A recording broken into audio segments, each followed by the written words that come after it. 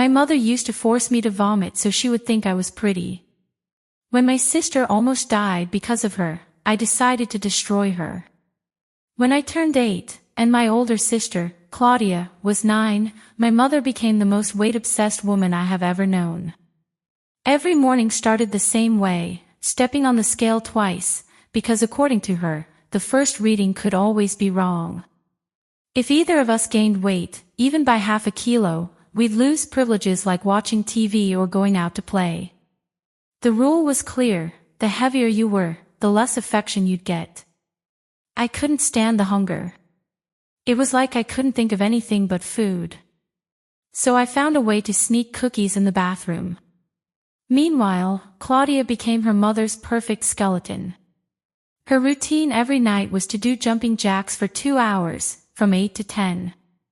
She chewed her food just to savor it, and then spat it out onto napkins that she hid behind the radiators at school. Instead of helping her, my mom rewarded her. When Claudia reached 29 kilos at age 12, my mom took her shopping at the mall in Monterrey and spent about 40,000 pesos. Brand name jeans, size 00, crop tops that showed her ribs. I wish. Look at your sister, she told me while pinching my stomach. She understands that beauty requires sacrifice. I so badly wanted to be that little girl who didn't need anyone, but the truth was, I wasn't. So I started trying to win my mom's love too, but instead of starving myself, I studied like crazy. I got straight A's. She left the house sparkling clean every morning. She won every science fair, but it was never enough. You should use all that energy on something useful, like fixing your diet. She would let go of me all the time. I always knew what she was doing was wrong, but when I tried to tell someone in the family, they just talked about how amazing my mom looked and that I should listen to her. So I ended up convincing myself that it was all normal until I turned 13. That was the day I came home to find Claudia passed out in the hallway, an empty bottle of mom's diet pills lying next to her. My hands were shaking as I dialed 911. I put her in the recovery position, and when I put my ear to her mouth, I heard her say, "I just wanted to lose 2 more kilos for Mom's birthday." She barely whispered. And when she woke up in the hospital bed, the first thing she asked was if she looked thinner. That's when I knew I had lost my sister forever. After that, I started pretending everything was fine just to survive. I skipped breakfast and dinner almost every day and sucked in my stomach whenever I was near my mom, just so she wouldn't yell at me. But when I turned 15, something changed. My dad finally came back. He'd been working abroad since I was little, and one of the first things he did was file for divorce and full custody. My mom fought tooth and nail, but even she couldn't explain the results of our medical exams. I went to live with my dad and slowly learned to eat normally again. Claudia told the judge she wanted to stay with my mom. By my senior year of high school, I was healthy, playing volleyball, and even enjoying food until my 18th birthday. I hadn't seen my mom in years, and my dad asked me if I wanted to spend the day with her and my sister. I agreed, thinking nothing bad would happen. That day I wore loose clothing to avoid any comments about my body. But nothing prepared me for what I saw. As soon as Claudia opened the door, I felt my stomach lurch. She looked like one of those cancer patients you see online. Her cheekbones jutted out through her skin, her arms were like branches, her hair was falling out in clumps. "Claudia, what the hell?" I blurted out. "You're not huge, bitch," she interrupted. My heart broke, and before I could say anything, my mom appeared behind her. "What did you do to yourself? Oh my God," she yelled, grabbing my stomach. "You were doing so well, and look at you now. You're disgusting." I tried to get out of there, but Mom locked the door. "You're not leaving here until you drink this," she said, pulling out one of those meal replacement shakes. "You only have 200 calories, you need to get back on track." I refused and she tried to force it into my mouth. The smell made me nauseous. It was spoiled, thick, rotten. Mom, stop it. I screamed, but Claudia managed to hold my arms while she tried to force my mouth open to shove that filth down my throat. I screamed and cried as the smoothie spilled everywhere. She just kept repeating, "It's for your own good." While I was basically choking on that awful diet, I managed to break free and ran to the bathroom, locking myself in while I called my dad. I banged on the door and my mom screamed that I was choosing to be ugly and spitting in her face everything she had taught me. My dad called 911 and drove himself home in a hurry. By the time the police arrived, I had already vomited 3 times from the stress and the expired junk I had gotten in my mouth. Just seeing Claudia, the officers called an ambulance for her too. I didn't know it then, but we were about to get revenge on my mom together. The paramedics quickly loaded Claudia onto a stretcher while I stood there trembling, watching my sister's skinny little body disappear into the ambulance. That's when she grabbed my hand with those thin, toothpick-like fingers and pulled me along. She barely moved her lips when she whispered something that chilled me to the bone. She also made me take laxatives this morning. My heart sank. Outside, my mom was yelling like crazy at the police, talking about her rights as a mother, waving her arms dramatically, and putting on a little show for the neighbors who had already come out to see what was going on. One officer was trying to calm her down while another took notes. I got into the ambulance with Claudia. The paramedic, a young guy with friendly eyes, began checking his vital signs. His face grew more and more worried with each reading. The monitor showed severe bradycardia. Her heart was barely beating enough to keep her alive. My cell phone vibrated. It was a message from my mom, who was following the ambulance in her car, texting as she drove. "You're destroying our family. How could you do this to us?" The paramedic muttered something under his breath as he noted Claudia's weight. 35 kilometers. She shook her head and adjusted the 4. At the hospital entrance, everything descended into chaos. My mom slammed on the brakes in the parking lot and ran toward us, yelling that she had medical power of attorney.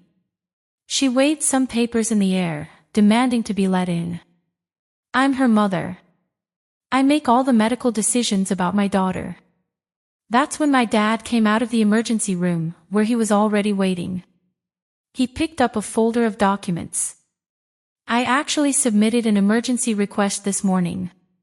Judge Martinez signed it an hour ago." My mother's face went white, then red. He already knew this was going to happen. I was prepared. Hospital staff pushed Claudia through the automatic doors while my mother tried to follow. Security intervened to check everyone's papers. A social worker appeared, a woman in her 30s, with a friendly smile and a clipboard in her hand. "Hello, I'm Sarah from the hospital's social work department. I need to speak with the family about Claudia's care." She turned to me first. Her expression changed slightly. "You're the sister who called 911. I nodded. "Can you explain why you haven't had contact with Claudia for 3 years? Why did you abandon her when she was sick?" I felt the blow like a punch to the chest. I tried to explain about the custody battle, my mother's restrictions. But Sarah kept writing notes with that worried little face. My mom soon intervened. "She abandoned us. She chose her father over her family and now she's here just to make a scene." A nurse appeared at the door. "We need to start treatment immediately." Who was going to make the medical decisions? While my mom and dad argued over the paperwork, I had to decide whether to stay with Claudia or go give my statement to the police officers who were already waiting to file the report. My mom was already at reception filling out forms. I could hear her telling the nurse, "My youngest daughter has a history of violence. I have messages where he says he wanted to kill me." The nurse's eyebrows rose. My mom took out her cell phone and started looking through the old messages. I remembered them. I'd sent them away at 13, right after Claudia's overdose. Teenage tantrums like, I hate you so much I wish you were dead." Right after he forced me to weigh myself in front of the whole family. There were security cameras all over the hospital. One was pointed directly at reception, recording everything. Perfect. I thought everyone should watch Mom's show. The ambulance smelled of cheap disinfectant and despair. Claudia trembled beneath the white sheet, her lips purple, her eyes half closed, as if every second cost her a living. The paramedic, a young guy with a sparse beard and a kind face, kept staring at the vital signs monitor with a frown. "How much does your sister weigh?" he asked me as I adjusted the 4. "I don't know, I think 35. I said, although I couldn't be sure, maybe it was less. He let out a low sigh, almost a murmur of helplessness. "This isn't right." Claudia squeezed my fingers with her papery little hand. She barely whispered anything. "What did you say?" I moved closer. "She made me take laxatives this morning," she repeated. I felt my heart drop into my stomach. It wasn't just the spoiled milkshake, it was also laxatives taken on an empty stomach in that body. The ambulance stopped in front of the University Hospital in Monterey. My dad was already waiting for us outside, next to a doctor in a blue coat. When he saw me get out of the car, he ran towards me. "Are you okay? Did he hurt you?" I asked while checking my face and arms. "I'm fine, but Claudia isn't doing too badly, Dad." "I know, my love. He won't touch her again." Claudia was taken straight to the emergency room. I wanted to follow her, but an officer stopped me. Behind me, I heard shouting. My mom had arrived. "I have legal authority, I'm his mother, I demand to be let in." The doctors ignored her. My father took out a manila envelope and handed it to the receptionist. "Here is Judge Martinez's order, exclusive medical custody." My mother's face went white. Then red, and then she started screaming. "You're a damn manipulator. You're turning my daughters against me." I went into the bathroom, closed the door, and threw up again. It wasn't the milkshake this time. It was the fear, the disgust, the guilt. My entire past crashing down on me like an avalanche. When I came out, a social worker was waiting for me. She had a friendly face, but her eyes were sharp. "Hi, I'm Sarah. You're Claudia's sister." I agreed. "Were you the one who called 911? "Yes." "Can I ask you a few questions?" She led me to a small room with soft-colored walls and children's drawings. I sat on a low chair that made me feel like a trapped child again. "How long has it been since you lived with your mother?" "Since I was 15. I went to live with my dad when they divorced." "Why didn't you see Claudia again?" "My mom wouldn't let me. She kept changing her cell phone number. She said she didn't want me to infect her with my happy fat girl ideas." Sarah was writing everything down without looking at me. That made me even more nervous. "Did you ever try to report it?" "To whom?" "To my mom." No one would believe me. She was the perfect mom. Always thin. Always impeccably dressed. Always with a pretty speech for the cameras. She paused and looked up. "There's proof." And that's when I knew. I had to do something more. It wasn't enough to just say it. I had to show it. "Yes," I replied, taking out my cell phone. "I have videos, audio recordings, conversations, everything." Sarah asked me to send them to her via her work email. She gave me a card. "This could change everything," she said. That night I slept on a gurney next to the room where they had Claudia. She was connected to machines that beeped softly, as if her body were speaking in Morse code. "I'm still here." At 3 a.m., my cell phone vibrated. It was a new message from an unknown number. "You have no idea what you've just started." I deleted it without thinking. But the next message made me sit down abruptly. It was an old photo from when I was 10 years old. I was in my pajamas, standing on a scale. In the background, my mom was standing with her arms crossed. The message read, "Ready for everyone to know who you really are." I sat on that freezing cot with my back against the wall, staring at the phone screen as if it had bitten me. I didn't know what terrified me more, the photo or the fact that someone other than my mom had it. The image was so vivid it hurt. There I was in my floral pajamas, my eyes watering, my dirty hair tied back in 2 loose pigtails, perched on the bathroom scale in the old house. My mother's gaze in the background. That cold gesture, as if weighing us were a necessary punishment. Who else had taken that photo? My stomach clenched. It wasn't just an anonymous message, it was personal. Someone was digging into my past and knew exactly how to make me tremble. I put my phone away. I went over to Claudia's bed. Her eyes were closed, her yellow face buried in the sheets. I took her hand. "I'm with you, I'm not going anywhere." He didn't answer me, but his index finger barely moved. A minimal gesture, but enough. At 6 in the morning my dad arrived with hot coffee and sweet bread. I sat with him in the waiting room, my hands cupping the glass as if it could warm me from the inside. "How are you?" he asked.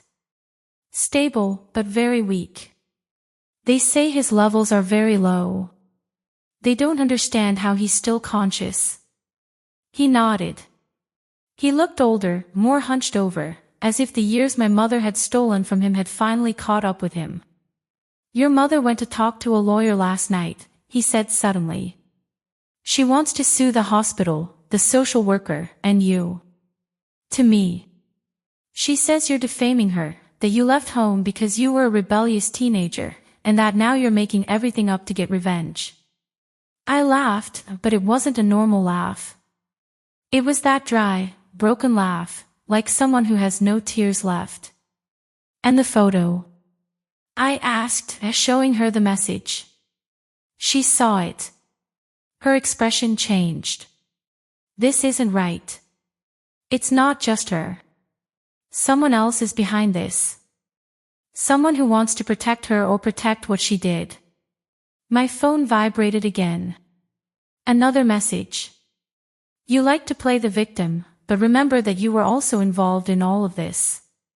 Or have you already forgotten what you did to your sister at school?"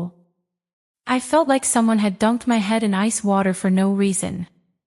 There was something I had buried very deep. Flashback. Last year of elementary school. Claudia was in 6th grade, I was in 5th. One afternoon in the playground I saw her eating a cookie she had secretly bought. Mom had told us no sugar that week, and I ratted her out. "Do you think what you're doing is okay?" I said just as the teacher walked by. Claudia looked at me, scared. I just looked down. That day my mom threw her dinner on the floor and made her run 20 laps in the garden wearing a coat in the sun. And I saw it all from the window. I said nothing. Guilt gripped my chest like a rusty claw. "It was my fault," I whispered. "I was part of it all, even though I didn't want to be. Even though I was just a child, I was." My dad took my hand. "You weren't an accomplice. You were just another victim. But she doesn't see it that way. And if anyone else starts releasing things like that, we'll have to get ahead of them." That's when I decided. I wasn't going to wait. I wasn't going to let them destroy us again. I called the journalist who had contacted me days earlier on Instagram. Her name was Mariana Salas, and she was a freelance reporter for a popular digital channel in the north. I told him what was happening.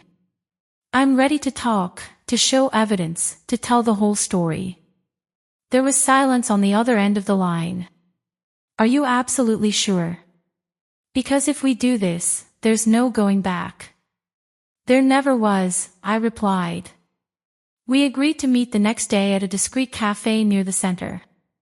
I was going to bring my digital folder, the audio, screenshots, videos, everything. But that night, while I was organizing the files, something made me stop. There was a video I didn't remember recording. A file that had no name, only a date. April 16, 2018. I opened it with trembling hands, and there was my mom in Claudia's room giving her something on a little spoon and saying something that made my soul shudder. "You take it and don't say a word. It's what actresses take before photo shoots. It won't hurt, it'll just cleanse you from the inside." Claudia was 9 years old, and I had just found the first real evidence of documented abuse. I had to watch the video 3 times to understand what I was seeing, and even then I wasn't prepared. Claudia, in her unicorn pajamas, sat cross-legged on the bed, her hair wet, her expression somewhere between confused and scared. My mom stood in front of her with a sweet smile on her lips, but her eyes were completely empty. She offered her a small spoon with a clear liquid. "Come on, my love, not so fast. It tastes like nothing." "What is it?" Claudia asked in a tiny, mouse-like voice. "The same thing that Televisa actresses take before photo shoots so their stomachs don't get bloated. Trust me, do you want to look good in your birthday photos or not?" My mom looked at her with that authority that no one ever questioned, and Claudia, at only 9 years old, swallowed it without a word. In the bottom corner of the video, a shadow moved. Someone else had recorded that, someone who knew what they were doing. My heart was pounding so hard I had to lean against the wall. I saved everything in an encrypted folder. I copied the file to a USB drive and hid it at the bottom of my backpack among the dirty laundry. I couldn't risk losing him. The next morning, I went to the cafe where I was meeting Mariana. It was a quiet place in downtown Monterrey, with exposed brick walls and a terrace overlooking the street. Mariana was already there with an open laptop, drinking black coffee and looking at her phone. "Is that you?" she asked when she saw me. I nodded.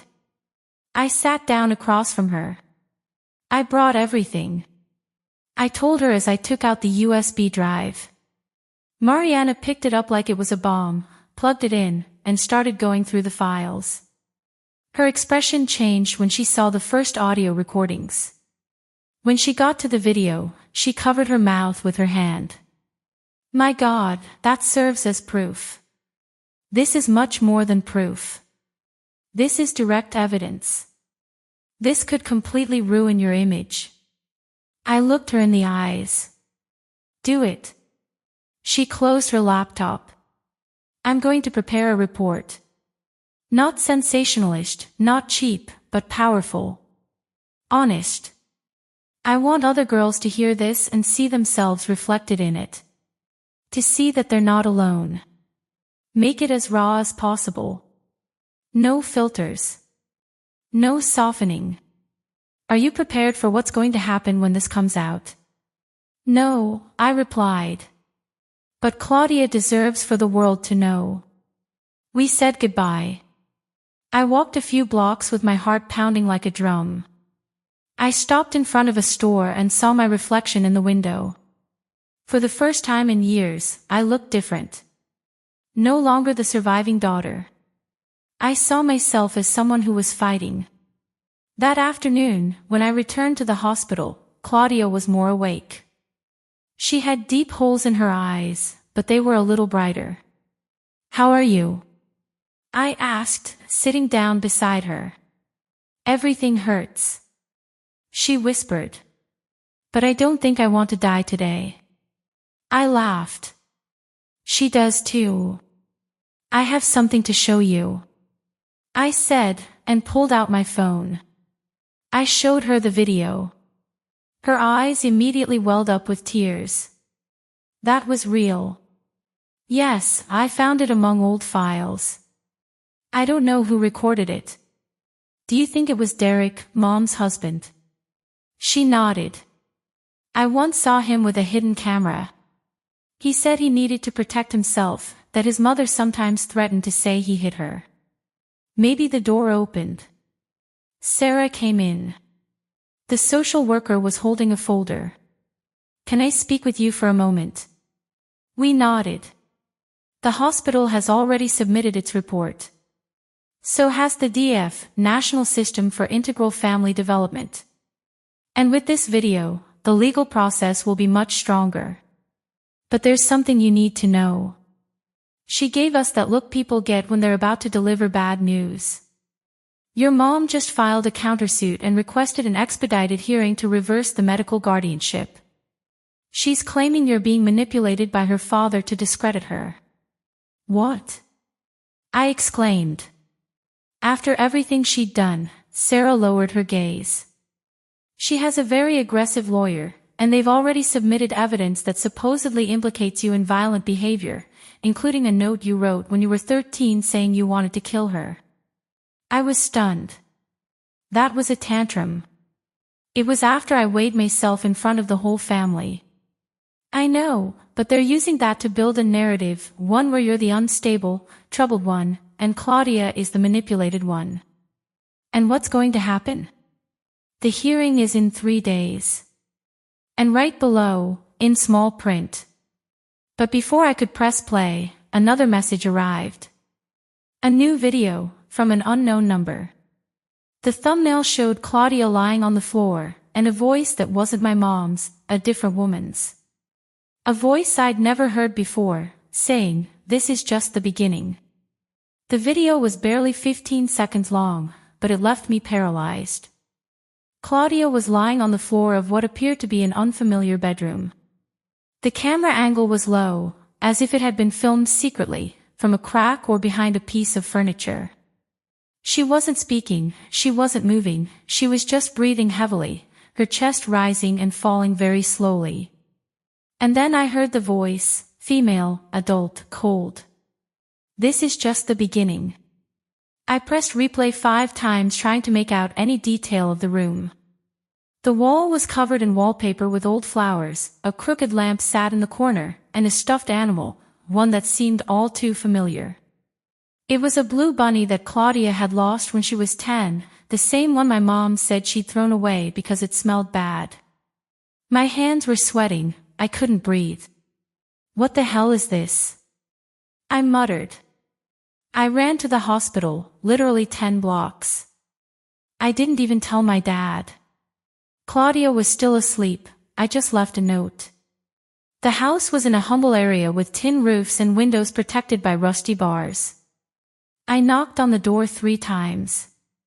A woman in a bathrobe opened the door, her hair disheveled and her eyes so sunken she looked as if she hadn't slept in years. "I'm Claudia's daughter, Cecilia's, Claudia's sister." She paled. "You shouldn't have come. I need answers. I need to know who has those videos." She looked at me with a mixture of guilt, terror, and resignation. He opened the door wider. "Come in."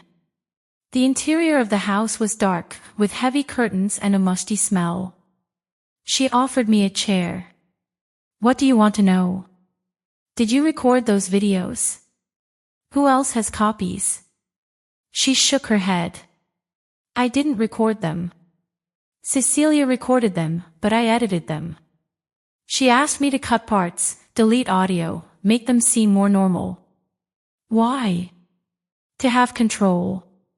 So that if anyone ever spoke, she'd have a way to silence them." I swallowed hard. "And you kept them?" "I didn't want to, but she threatened me. She told me that if I didn't do it, she was going to say that I was touching you, that I was an abuser." My stomach turned.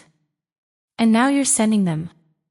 "No, I haven't touched those files in years. They're on a hidden hard drive, but someone broke into my house a few weeks ago. They didn't take anything, just that drive." I couldn't breathe. "And you reported it? And who was I going to tell?" "The police, who stole child abuse videos that I myself helped to hide." I had no way to contradict her. She was right. "Do you have a copy?" Letitia hesitated. Then she stood up. She went to a wardrobe and took out a manila envelope. "This one's the worst." I opened it. It was a photo. A video screenshot. My mom in front of the mirror. Claudia standing next to her in her underwear. We were both standing in front of a mirror with words written on us in red lipstick. Fat, useless, lazy. The lipstick was in my hand. I was the one who wrote it. When was this? You were 10. Cecilia asked you to do it as part of a discipline exercise. She told you that if you wrote those words down, your sister would try harder with her diet. She didn't remember anything, but there it was. Proof that, unknowingly, she had also been his instrument. Letitia came closer. She touched my shoulder. You were a child. Don't punish yourself for what you didn't know. I didn't answer. I took the photo and put it away. Thank you, I told her before leaving. You can't stay silent anymore. I know. When I got back to the hospital, Mariana called me. They posted another video. She told me, her voice tense. But this one's different. How is it different? It's your mom talking to herself in front of the camera, saying it was all your fault, that you manipulated Claudia, that you taught her to vomit, and that you're going to pay for everything. I stopped dead in my tracks. Where is that video? On his new channel. He launched it today. It's called The True Story. And how many people saw it? It already has over 500,000 views. I don't know how to describe the feeling of seeing your worst nightmare turned into viral content. I was the one telling the story. I was the one who had handed over every wound, every secret, every sordid memory. But now she was the one with the microphone, wielding it like a knife. The channel was called The True Story of Cecilia Torres. The profile picture is a well-lit selfie with perfect makeup and a martyr's smile. I watched the first video. 53 minutes. Title in capital letters. My daughter is a liar. The truth behind the documentary. The video began with soft music playing over a white background. My mom stood in front of a wall covered with carefully selected photos of us as children. I was wearing a pink dress, Claudia was blowing out the candles on a cake, and her voice was calm, professional, and deceptive. Hello, I'm Cecilia Torres. I've been a mother for almost 2 decades, and I'm here today because my eldest daughter has decided to destroy my life with lies. Lies that not only affect me but also my youngest daughter, Claudia, who is being used as a trophy by people who don't know our story. My jaw tightened. The video continued. It showed old screenshots of my teenage messages. She quoted me with snippets of conversation, taken out of context. She showed photos of me in front of the mirror, saying I'd always had a sick obsession with my body, that it didn't come from her, but from my lack of identity. And then, the lowest point. She projected an image of Claudia asleep in a hospital gown and said, my youngest daughter is recovering and they're using her as a symbol of hate, as a victim of something that never existed. I felt nausea rising from my chest to my throat. I closed the video. 553,000 views. 24,000 comments, divided. Some defended her. Others called me a monster. Others doubted me. I went to the hospital bathroom. I closed the door. I looked at myself in the mirror. Don't fall apart, I told myself. But it didn't sound like me. I took a deep breath. I washed my face. I went back to Claudia's room.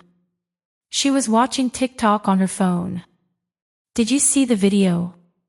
She nodded. What do you think? I think people want to believe whoever has the prettiest makeup. We remained silent. And then, Claudia said something that broke my heart. What if she's right? What if all this is my fault too? I sat down next to her. Don't say that. It's just that sometimes I remember when I really wanted to lose more weight, when I really wanted her to praise me, when I convinced myself that was love. That's my fault too. No, that's the result of growing up with someone who confused love with control. But that doesn't make you guilty. It makes you a survivor. She didn't cry, she just took my hand. So, what do we do now? I squeezed her fingers. We're striking back. But with the truth. I called Mariana. We have to release the second episode of the documentary today. Are you sure now? The first one was a scandal. This one could be worse. I don't care. She's already dropped her bombshells. Now it's our turn. Mariana sighed. Okay, but this time you have to speak to the camera without voiceover, without editing. Just you. I swallowed my fear. I do. That same afternoon, I sat in front of the camera. Soft light, neutral background. Mariana behind the lens. And I began. My name is the protagonist's name. I'm 18 years old and I was raised by a woman who turned every meal into a battleground, who taught me that love had to be earned by vomiting, by weighing less, by competing against my own sister. I recounted everything without pausing. He made me write insults to Claudia on the mirror. He made me weigh her in front of strangers. He taught me how to make myself vomit before I was 13. She told me that if I ever weighed more than 50 kilos, she would stop loving me. I talked for over an hour. Mariana was crying behind the camera. I didn't feel empty, but strong.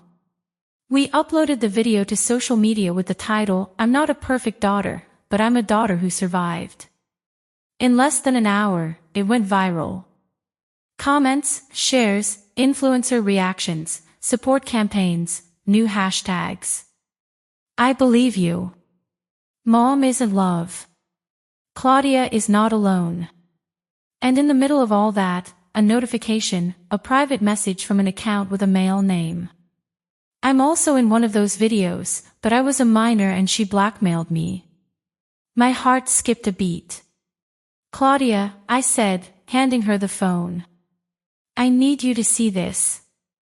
She read the message and then, in a trembling voice, whispered, I remember him. Who? He was a friend of Letitia's son. One day I saw him at home. My mom was telling him to teach me to dance, but then he asked me to go to my room. He closed the door. Did he do anything to you? No. But he looked at me like I was a mannequin, like I wasn't a child. We remained silent. The boy's message ended with a sentence, if you're willing to report it, I'll do the same, but I need someone to take the first step. I'd never seen Claudia so pale. And it wasn't malnutrition, it was something else. A kind of recognition, like when the body remembers before the mind. Are you sure it was him? I asked, lowering the brightness of my phone. I don't know, she said in a whisper. All I know is that face is etched in my memory, even though I never learned her name. I showed her the message again. The boy had attached a current photo of himself, older, different, but with the same eyes. His name was Gale. He said he was 13 when they recorded him and that your mom threatened to show the videos to your dad if he said anything. Claudia felt as if a part of her knew it was true and said you were in one of the videos. I don't remember, I swear I don't remember. I took her hand. I was frozen. You don't have to remember everything, you just have to know it wasn't your fault. At that moment I knew something more had to be done. Mariana had brought the case to the world's attention, but the system remained unchanged. What my mother did wasn't an isolated incident, it was part of a larger pattern. And we needed someone in a position of authority to get involved. I called on Alora. I told her everything that had come to light, the videos, my mom's channel, the boy, the recurring pattern. She was silent on the phone for several seconds. There are more boys, she finally told me. I met them, they were at the meetings. They called them support staff. They told us they were the children of friends, that they were coming to live with us, but everything was controlled, everything was recorded. I remained silent. What do you want us to do? I asked. Let's report them, but not just your mom, the whole group. Do you think they'll listen to us? Maybe. But if we get the press involved, if you speak out as a survivor, maybe this time we'll get things moving. In 2 days, Mariana prepared a press conference with the support of a children's rights organization. The event would be streamed live on Facebook and YouTube. My dad, who until then had remained on the sidelines, sat down with me the night before the event. I'm proud of you, he told me. But I'm also scared, for myself, because of what you're going to stir up. These people aren't going to stand idly by.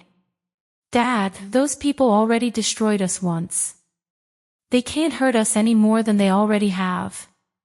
She hugged me tightly. I smelled of coffee and tiredness, as always. Mariana handed me a sheet with key points, but I put it aside. I didn't want to read, I wanted to talk. I stepped onto the podium with trembling legs, cameras in front of me, hundreds of people watching, the eyes of the nation upon me. Good morning, my name is, name of the protagonist. I am 18 years old and, along with my younger sister, I was a victim of psychological, physical, and emotional abuse by our mother, Cecilia Torres. But today I come to say that we were not the only ones. The silence was absolute, no one breathed. I come to denounce that for years there existed a clandestine group of mothers who promoted extreme control over their daughters' bodies, who shared methods to induce vomiting, prescribe laxatives, punish with starvation, and who recorded everything to have evidence, to have power. The murmurs began. Mariana was recording everything. And I also want to say that there were children there, who were used as tools, who were filmed without their knowledge, who lived in fear, and today one of them is ready to speak. Gail went up on stage, wearing a white shirt, his face steady, the trembling in his hands evident. My name is Gail. I was 13 years old when they recorded me at Cecilia Torres's house. They threatened to destroy my family if I spoke out. I didn't, until today. The broadcast went viral. Social media, news outlets, hashtags, let's break the silence. I was recorded, Justice for Claudia, the voice of Lass. And then Mariana showed me something on her phone, a notification. My mom had uploaded a new video, but this time it was different. She wasn't wearing makeup. She wasn't sitting against her usual white background. I was in what looked like a motel room, with dark circles under my eyes, disheveled hair, breathing heavily, and I was saying, "Hi, I'm Cecilia Torres, and this is my last message." My dad woke me up with his cell phone shaking in his hand. It was 6:47 in the morning. On her screen, the thumbnail of my mom's new video appeared, her hair loose, no makeup, sitting on the floor, the stained walls behind her.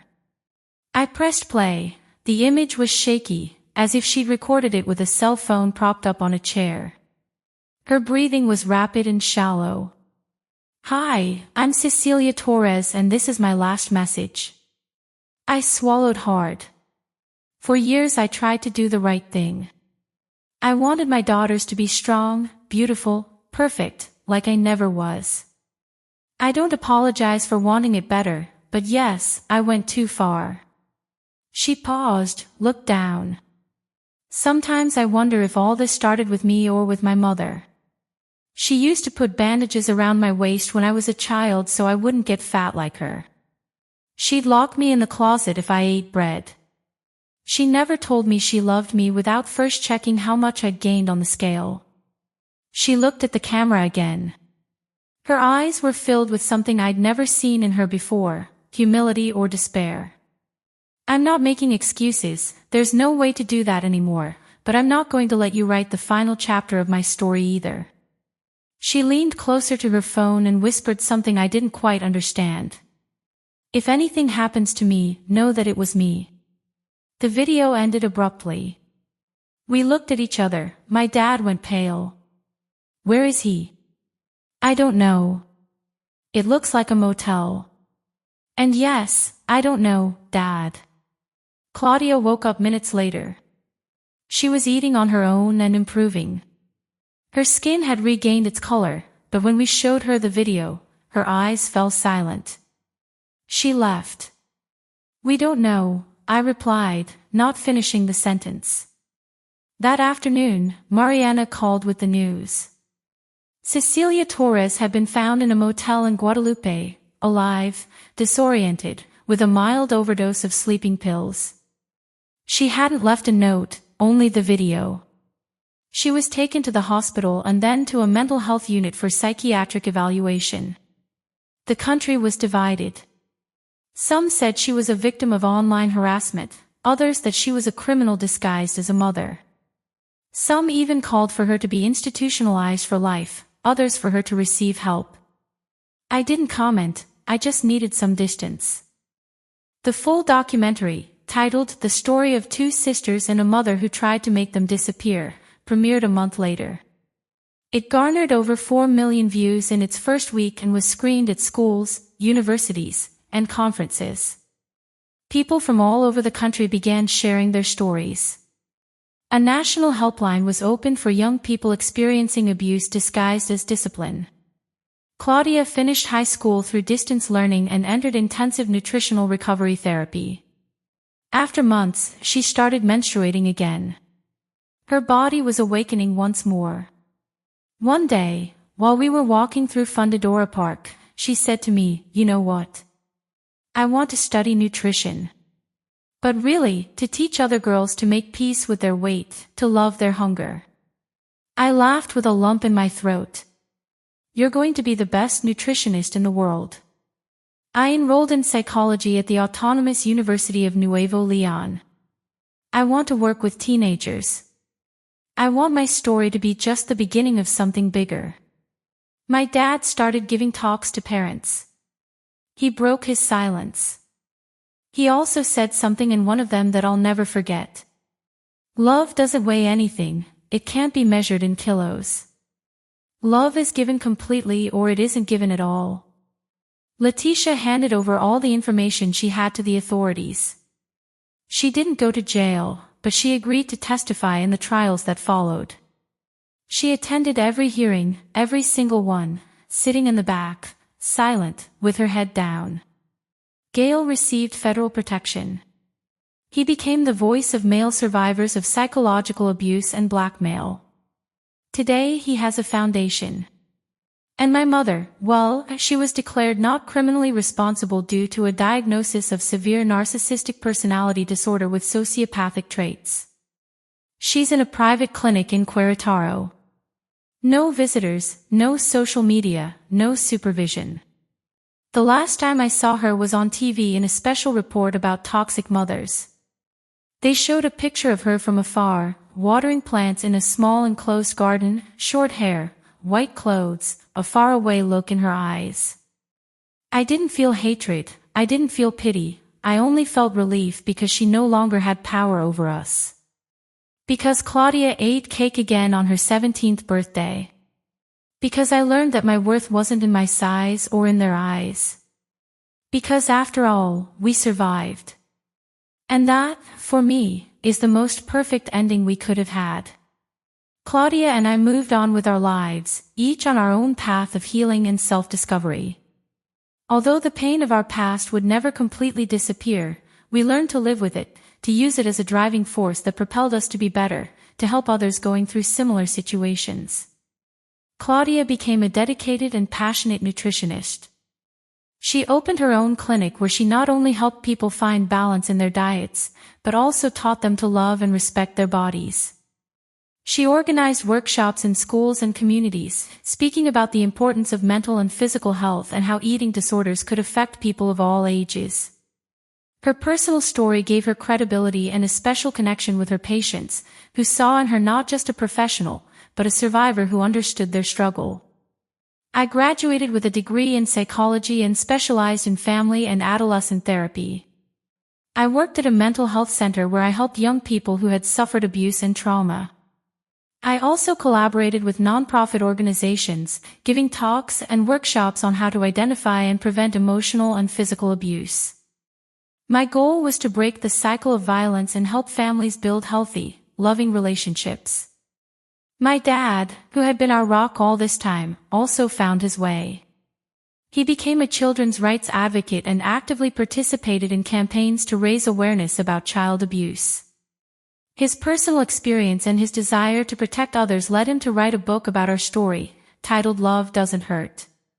The book became a bestseller and was translated into several languages, reaching thousands of people worldwide. Despite all we had achieved, there were still difficult times. Sometimes, memories of the past haunted us, and the pain seemed as fresh as the first day, but we had learned to support each other, to find comfort in our family and friends, and to seek professional help when we needed it. One day, I received a call from Mariana, the journalist who had helped bring our story to light. She told me she had received a letter from my mother, who was still hospitalized in the psychiatric clinic. The letter was a mix of apologies and justifications, but what struck me most was the last line. I hope that one day you can forgive me. I didn't know what to feel at that moment. Forgiveness was a complicated concept for me, something I was still learning to understand and practice. I decided to visit my mother, not for her sake, but for my own. I needed to close the chapter of my life once and for all. When I saw her, sitting in the clinic's garden, with short hair and a faraway look in her eyes, I felt a mixture of sadness and compassion. We talked for hours about the past, the present, and the future. There was no forgiveness in that encounter, but there was a kind of peace, an acceptance that what had happened couldn't be changed, but that we could choose how to move forward. Claudia and I continued to visit my mother occasionally, not as daughters, but as two people who had shared a painful history but had found the strength to overcome it. Our relationship with her would never be normal, but at least it was no longer filled with hatred and resentment. Eventually, Claudia and I decided to write a book together, telling our story from our own perspectives. Hunger for Love, the story of two sisters, became an instant success, reaching thousands of people and giving hope to those battling their own demons. The book also helped us heal, find meaning in everything we had been through, and see that, despite the pain, we had managed to build full and meaningful lives. Today, when I look back, I see not only the pain and suffering, but also the strength and resilience we found within ourselves. Claudia and I have learned that life isn't about what happens to us, but about how we choose to live it. And although the journey hasn't been easy, we are grateful for every step we've taken, every battle we've fought, and every victory we've achieved. Our story is a testament to the fact that, even in the darkest moments, there is always a light at the end of the tunnel, and that with love, support, and determination, we can overcome anything and find the peace and happiness we deserve. Over time, Claudia and I realized that our story had touched the lives of many people, not only in our country but all over the world. We received letters and messages of gratitude from people who felt inspired by our strength and determination to overcome adversity. These letters reminded us that, despite all the pain we had endured, we had managed to transform our experience into something positive, a beacon of hope for others. One day, we received an invitation to speak at an international conference on mental health and child abuse. It was an opportunity to bring our message to a global audience and connect with other professionals and survivors. We accepted without hesitation, knowing it was a unique opportunity to amplify our impact.